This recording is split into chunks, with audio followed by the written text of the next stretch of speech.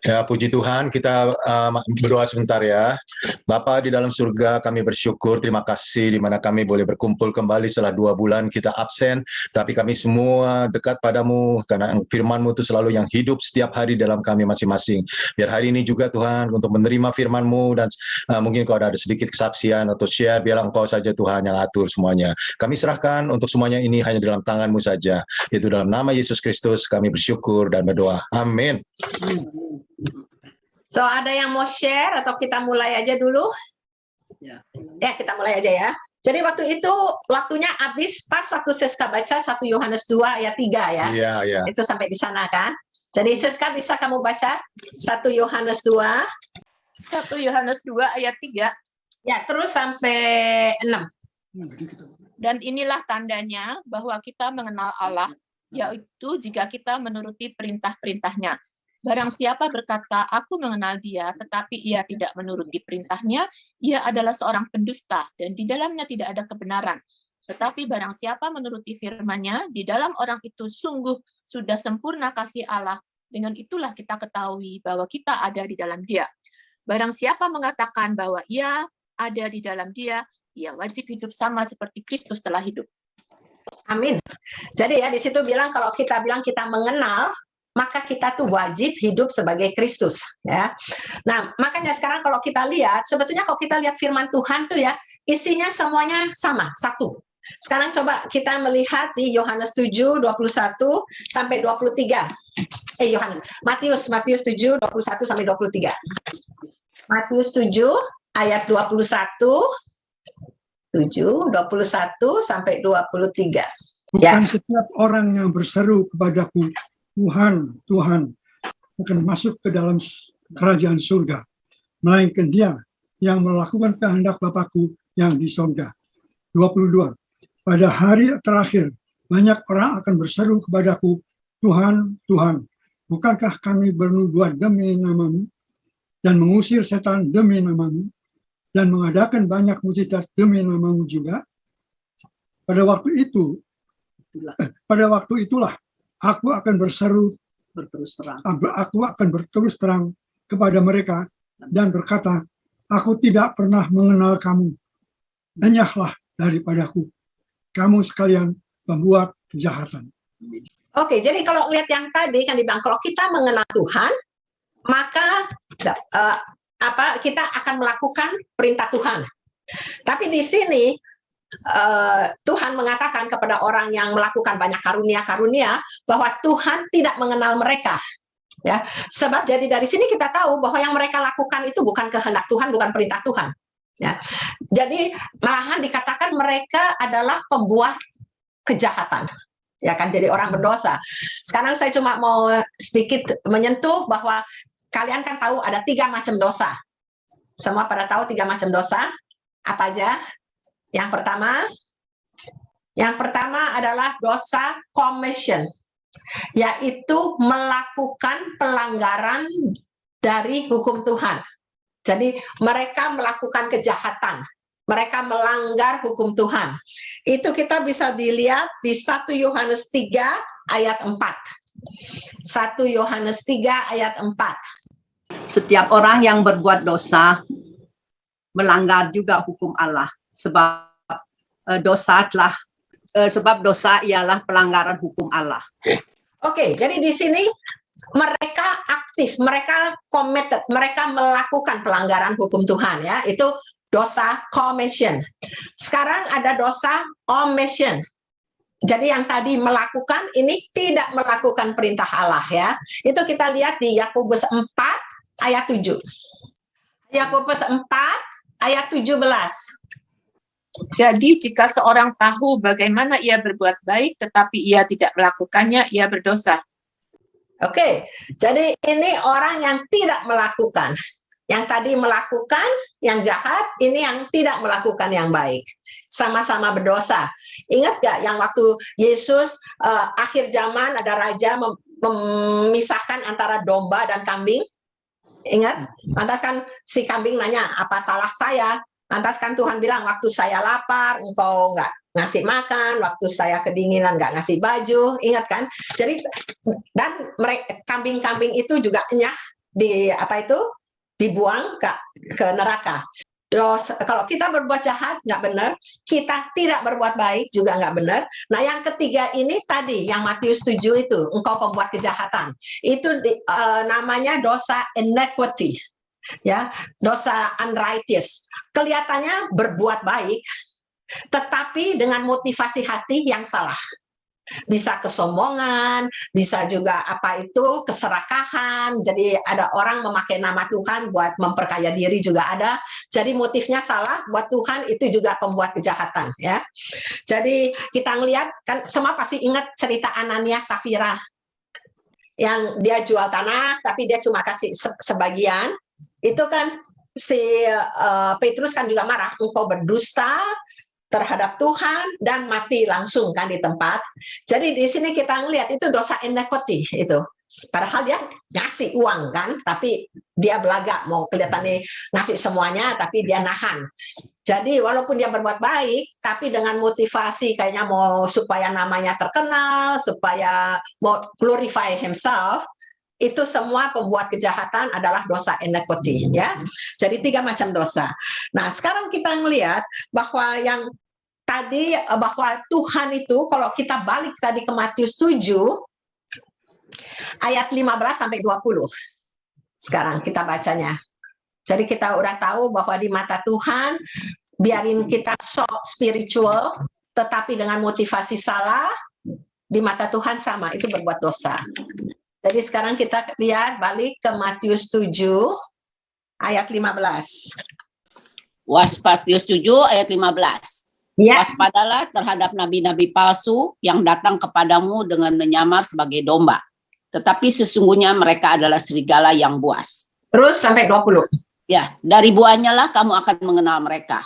Dapatkah orang memetik buah anggur dari semak duri atau buah ara dari rumput duri? Ayat 17. Demikianlah setiap pohon yang baik menghasilkan buah yang baik. Sedang pohon yang tidak baik menghasilkan buah yang tidak baik. Ayat 18. Tidak mungkin pohon yang baik itu menghasilkan buah yang tidak baik, atau pohon yang tidak baik itu menghasilkan buah yang baik. 19. Dan setiap pohon yang tidak menghasilkan buah yang baik pasti ditebang dan dibuang ke dalam api. Ayat 20. Jadi dari buahnya lah kamu akan mengenal mereka. Tuhan itu benar-benar menunjukkan orang-orang yang protes, yang bilang Tuhan, Tuhan saya berbuat, itu kan karunia. Tapi Tuhan selalu bilang buah, yang penting tuh buah, ya. Nah, buah dari kehidupan Kristen itu ada 3 saya lihatnya, ya. Yang pertama itu karakter. Semua udah tahu godly karakter. Galatia 5, 22, 23. Ya kan? Karakter Kristus yang kasih, lemah lembut, panjang sabar, yang itu yang 9. Karakter, ya kan, buah Roh Kudus kan, itu di Galatia 5, 22, 23. Jadi saya nggak usah ini, semua udah tahu itu. Kedua itu melakukan pekerjaan baik, ya. Jadi yang pertama karakter kita mesti berubah. Kedua kita harus buktinya bahwa kita itu Tuhan hidup dalam kita, kita melakukan pekerjaan baik. Itu kita lihat di Efesus 2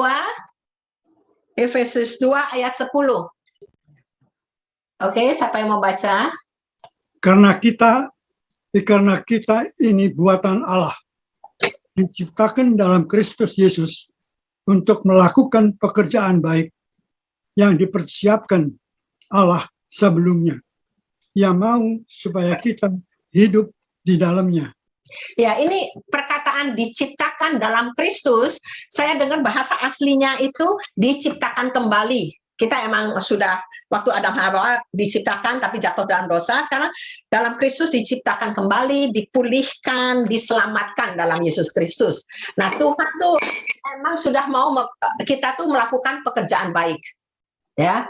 Jadi kita ngelihat tadi dikatakan yang di 1 Yohanes 2 bahwa kita, kalau kita bilang kita hidup dalam Kristus, kita wajib hidup seperti Kristus. Coba kita lihat sekarang di Kisah 10 ayat 38. Kisah Para Rasul 10 ayat 38. Yaitu tentang Yesus dari Nazaret, bagaimana Allah mengurapi dia dengan Roh Kudus dan kuat kuasa. Dia yang berjalan berkeliling sambil berbuat baik dan menyembuhkan semua orang yang dikuasai iblis, sebab Allah menyertai dia. Jadi di sini kita lihat, Yesus waktu hidup di dunia diurapi dengan Roh Kudus, kita semua juga diurapi dengan Roh Kudus, dan kuat kuasa. Ini bedanya. Ini yang kita selalu bilang, kita tuh punya power and authority. Kuat power and kuasa authority. Kalau setan cuma punya power, tapi tidak punya authority. Ya, jadi kita tuh mesti tahu kedudukan kita sebagai anak Tuhan, kita punya power dan authority ya, kuat kuasa. Kita itu memang ini bedanya kekristenan dengan agama. Kalau Kristen diciptakan dalam Kristus Yesus untuk melakukan pekerjaan baik. Kalau agama, pekerjaan baik itu adalah jalan untuk masuk surga. Jadi kalau dalam agama kita tuh selamat karena kita berbuat baik. Tapi kok Kristen, kita berbuat baik, kita selamat untuk berbuat baik. Jadi yang satu itu akar, yang satu fruit, ya. Yang satu tuh the roots, akarnya kita berbuat baik, kita bisa masuk surga. Tapi kok Kristen, karena kita selamat, makanya kita buahnya itu hasilnya berbuat baik. Jadi lain ya, kebalik ya. Jadi itu tuh perbedaan antara agama dan kekristenan ya. Berbuat baik itu adalah akibat dari keselamatan kita. Buah yang pertama adalah karakter. Karakternya mesti ganti. Kalau orang bilang, saya emang pemarah, kerjanya tetap masih marah-marah terus, itu bingung. Sebabnya kalau ada Roh Kudus, buah Roh Kudus yang itu kan, kasih, lantas panjang, lantas apa itu, joy, peace, itu semua kan, patience, semua itu ya. Nah, kedua, melakukan pekerjaan baik. Nah, yang ketiga, itu multiplikasi. Jadi jangan kita puas dengan bilang buah itu, oh karakter saya sekarang udah baik. Enggak. Jadi ada karakter, ada pekerjaan baik, melakukan pekerjaan baik, dan 3 multiplikasi. Kalau kita lihat di multiplikasi itu di Kejadian 1 ayat 28, emang Tuhan jadi original purpose dari Tuhan udah mengatakan bahwa kita itu mesti beranak cucu, penuhilah bumi. Ya, itu original purpose. Tapi sesudah Yesus bangkit, Yesus ngasih tahu kepada kita bahwa jadikanlah semua murid-muridku. Ya kan?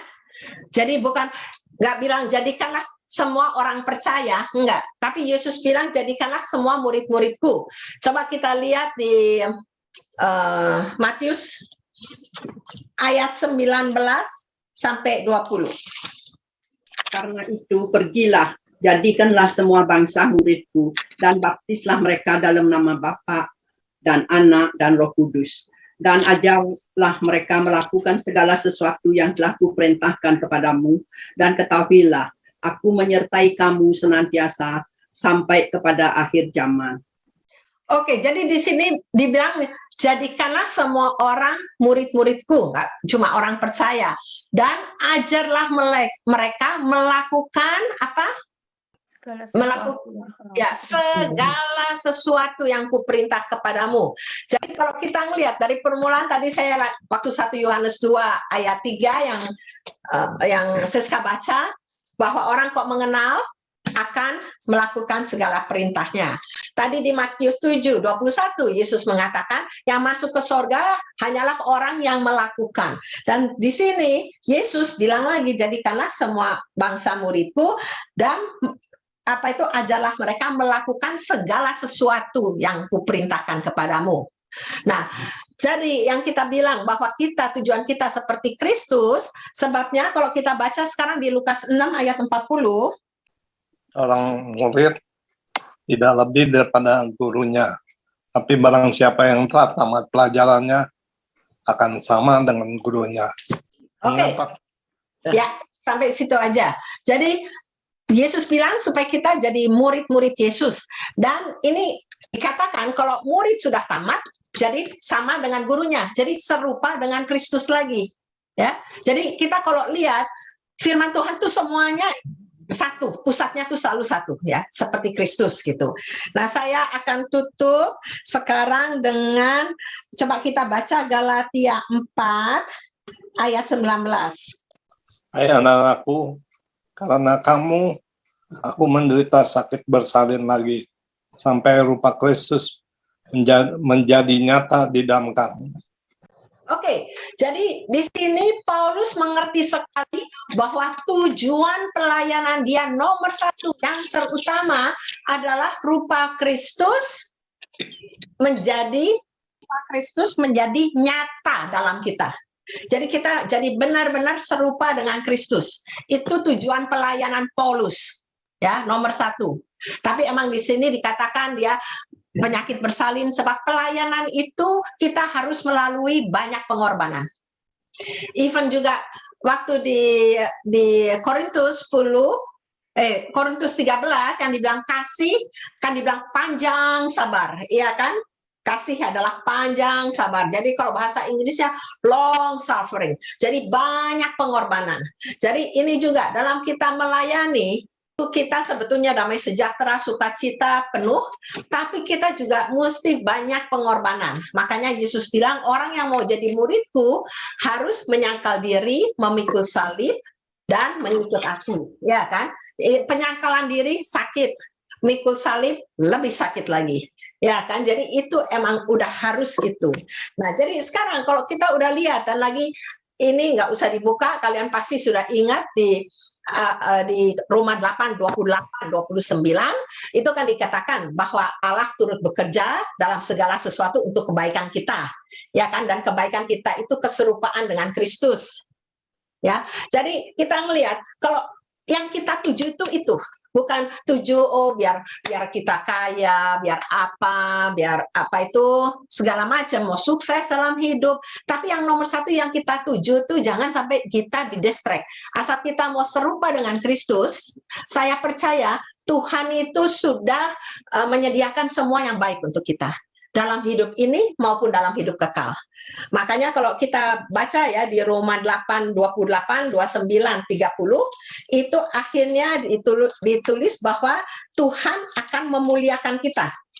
Ya, jadi seperti yang saya sering bilang, nomor satu tujuan kita jangan sampai kita jangan salah. Dan itu segalanya, kehidupan kekal dan kehidupan di dunia. Tuhan bilang kita bakal hidup berkelimpahan.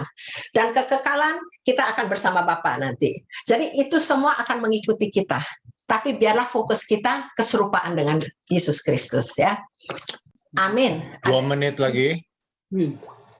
Ada yang mau nambahin? Basically fokusnya kalau saya itu memang untuk belajar, terus dekat belajar dan jalanin aja apa yang kita coba sendiri di rumah gitu. Ya, itu yang bukan kita maunya gini, mau gini, kemauan kita, tapi kemauan yang kita belajar. Ya, jadi kan yang waktu itu saya udah khotbah bahwa pengenalan itu yang paling penting ya.